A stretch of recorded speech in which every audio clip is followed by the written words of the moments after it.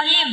Assalamualaikum warahmatullahi wabarakatuh.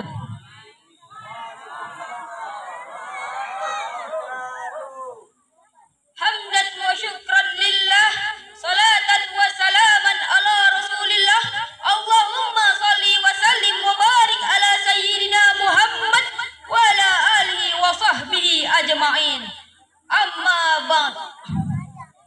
Majelis hakim dengan tinta kejujurannya lagi arif dan bijaksana, serta teman-teman seperjuangan yang kami banggakan.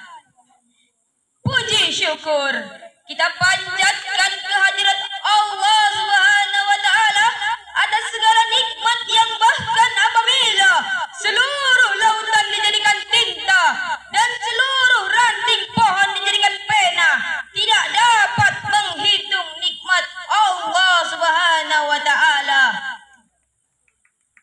Hadirin sebangsa dan setanah air namun tidak sehati. Hadirin wal hadirat, apakah semuanya sehat? Alhamdulillah. Dalam perjalanan bangsa ini tercatat 6 negara pernah menjajah Indonesia. Tahukah hadirin negara mana saja? Yaitu Portugis, Spanyol, Belanda, Prancis, Inggris dan Jepang. Kemudian pada tahun 1945, alhamdulillah Indonesia dapat merdeka. Namun hadirin, ternyata bangsa kita mendapat penjajah baru yang lebih berbahaya, yang mengguncangkan jiwa raga, agama, bangsa dan negara. Penjajah itu adalah narkoba. Banyak orang bilang narkoba solusi tepat atasi masalah berat. Itu bohong. Narkoba penawar luka karena putus cinta. Itu juga bohong. Namun yang benar adalah narkoba musuh utama bangsa dan agama. Narkoba adalah penjajah dan pajak. Narkoba menjadi primadona baik bagi kalangan muda maupun tua. Menurut data dari Badan Narkotika Nasional tahun 2023, penyalahgunaan narkoba di Provinsi Riau tercatat 1.889 kasus dengan barang bukti yang diamankan meliputi sabu-sabu lebih dari 1 ton, ekstasi 284.765 butir, ganja 137,4 kg, dan happy pipe 32.487 butir. Data dari Badan Narkotika Nasional menunjukkan bahwa Provinsi Riau termasuk ke dalam 10 besar daerah dengan angka penyalahgunaan narkoba tertinggi di Indonesia, menempati posisi kelima. Ini sudah jelas bahwa narkoba adalah musuh bebuyutan. Banyak yang menjadi korban dan akhirnya menghuni kuburan. Kalau hal ini terus saja kita biarkan, generasi akan hilang, mengakibatkan rusaknya estafet kepemimpinan, dan akhirnya kita pun menjadi ajang penjajahan. Oleh karena itu hadirin, pada kesempatan kali ini perkenankanlah kami menyampaikan syarhil Quran yang berjudul Narkoba Musuh Bersama Bangsa dan Agama. Sebagai rujukan Al-Quran, Surah Al-Baqarah ayat 219 sebagai berikut. A'udzubillahi minasyaitonirrajim. Bismillahirrahmanirrahim. Yas'alunaka 'anil ghamri wal maisir qul fihima ithmun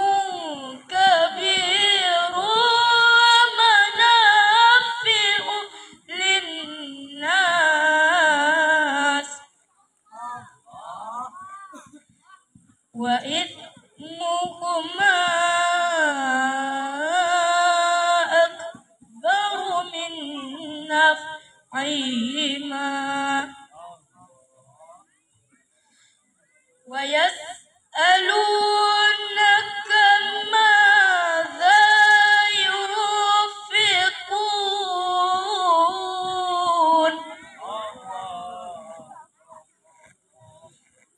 qulil afwa kadzalika yubayyinu Allahu lakumul ayati la'allakum tatafakkarun.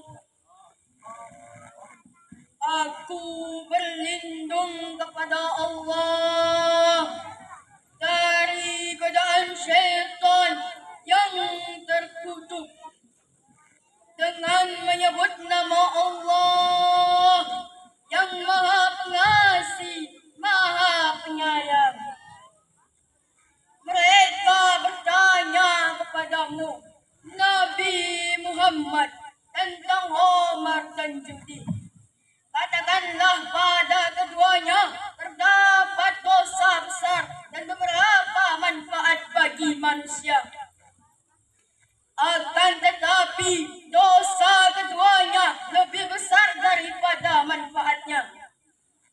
Mereka juga bertanya kepadamu tentang apa yang mereka infakkan. Katakanlah yang diinfakkan adalah kelebihan dari apa yang diperlukan. Demikianlah Allah menerangkan ayat-ayatnya agar kamu berpikir. Di dalam tafsir Madinah Al-Munawwarah di bawah pengawasan Syekh Profesor Dr. Imam Zuhairi Hafiz, Profesor Fakultas Al-Quran Universitas Islam Madinah, menafsirkan ayat Yas'alunaka anil khamri wal maisir. Khamar adalah anggur yang dibiarkan sampai mendidih dengan sendirinya tanpa dipanaskan dengan api, dan segala sesuatu yang merusak akal pikiran termasuk ke dalam jenis khamar. Keterkaitan ayat khamar tersebut dengan narkoba menurut Syekh Yusuf Al-Qardawi yang lahir di Mesir tahun 1926 Masehi dan wafat tahun 2022 Masehi. Di dalam kitab Al-Halal wal Haram halaman 75 menggolongkan narkoba dan sejenisnya yang digolongkan ke dalam khamar karena sifatnya yang memabukkan dan merusak akal pikiran. Bahkan efeknya yang ditimbulkan jauh lebih besar. Nauzubillahi min dzalik. Hadirin sebangsa dan setanah air yang kami banggakan, tidak bisa kita bayangkan kalau narkoba dikonsumsi oleh anak bangsa, negara akan porak-poranda, kebobrokan akan merajalela karena dahsyatnya bahaya narkoba. Bagi kesehatan, narkoba dapat merusak pencernaan, menghilangkan nafsu makan, bahkan zat-zat akan merasakan sakit yang tak tertahankan. Bagi akal pikiran, narkoba melemahkan daya pikir, tidak bisa berpikir waras, otak pun menjadi gila, menghisap habis akal sehat manusia. Sedangkan bagi masyarakat, pengguna narkoba kedudukannya menjadi derajat binatang, kepekaan dan rasa malunya hilang, bahkan mendorong orang berbuat kejahatan. Manusia menjadi hina, akalnya mulai padam cahaya, dan akhirnya berbuat zina. Nauzubillahi min dzalik. Let's dare to fight drug. Mari berani merangi narkoba. Lebih dari itu, dampak yang ditimbulkan dari narkoba tidak hanya bagi penggunanya saja, tetapi juga bagi orang lain. Sebagaimana sabda Rasulullah Sallallahu Alaihi Wasallam, tidak boleh membahayakan diri sendiri dan tidak boleh memberi bahaya atau mudarat kepada orang lain. Hadis riwayat Ahmad dan Ibnu Majah. Bahaya khamar juga termasuk di dalamnya jenis narkoba, sedangkan kebanyakan manusia masih saja mengabaikannya. Padahal Allah telah mempertegas larangannya di dalam Al-Quran. Surah Al-Maidah ayat 90. Ya ayyuhallazina amanu innamal khamru wal maisir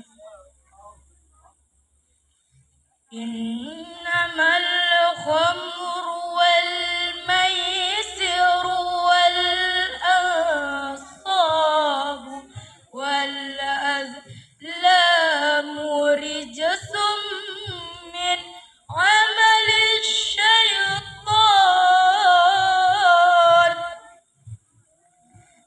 fajtanibuhu la'allakum tuflihun.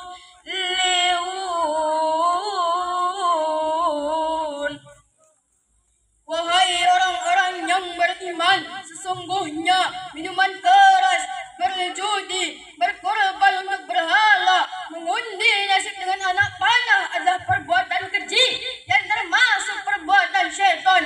Maka jauhilah perbuatan-perbuatan itu agar kamu beruntung.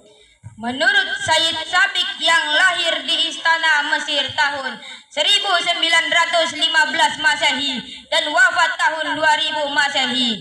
Dengan ayat inilah Allah memfinalkan larangan meminum khamar, dan setelah itu umat Islam sudah tak lagi mempersoalkannya. Selanjutnya beliau mengatakan bahwa larangan minuman khamar sesuai dengan tujuan Islam, yakni menjadikan umatnya yang kuat rohaninya, Kuat fisiknya, kuat akal pikirannya. Untuk itu hadirin, tunggu apa lagi? Marilah bersama-sama kita perangi narkoba dengan cara memperbanyak zikir, mengingat berdoa kepada Allah Subhanahu wa taala. Ala bi dzikrillahi tatma'innul qulub. Sadaqallahul azim. Ingatlah, hanya dengan mengingat Allah lah hati menjadi tentram. Hadirin sebangsa dan setanah air yang kami banggakan, dari apa yang kami sampaikan dapat kita tarik 3 kesimpulan. Yang pertama, narkoba adalah penjajah tanpa wajah. Selayaknya penjajah harus diperangi hingga musnah. Dan yang kedua, di dalam konsep Islam, narkoba diandaikan homer karena sifatnya yang mau memabukkan dan merusak fungsi akal. Konsumsinya hukumnya haram. Dan yang ketiga, lakukanlah 3 upaya untuk menghindari narkoba, yakni dengan memperbanyak zikir untuk mengingat Allah dan mencari kawan yang baik serta memaksimalkan fungsi keluarga. Mari bersama kita perangi narkoba. Waspada, Waspadalah! waspadalah, waspadalah.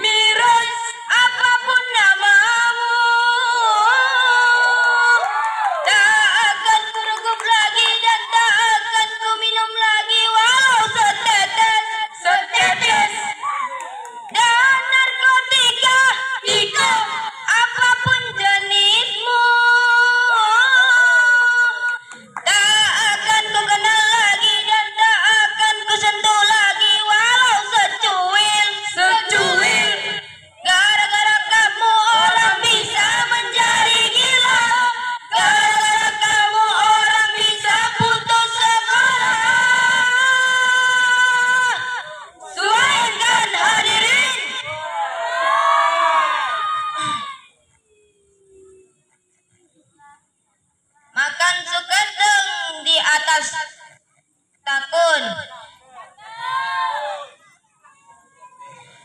Orang ganteng mau pantun.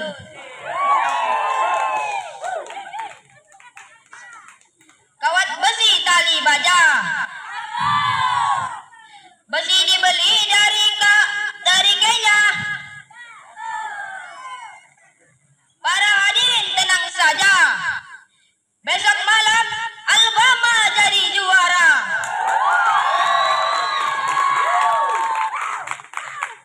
Makan ikan ditabur selasi. Sekian dan terima kasih. Demikianlah syarahan yang dapat kami sampaikan. Terhilap salah mohon dimaafkan. Summa assalamualaikum warahmatullahi wabarakatuh. Assalamualaikum warahmatullahi wabarakatuh. Itulah penampilan yang spektakuler dari kafilah Al-Barra bin Malik. Disemangatkan orang. Selanjutnya, marilah kita jemputkan peserta yang terakhir pada malam ini. Itulah utusan dari kafilah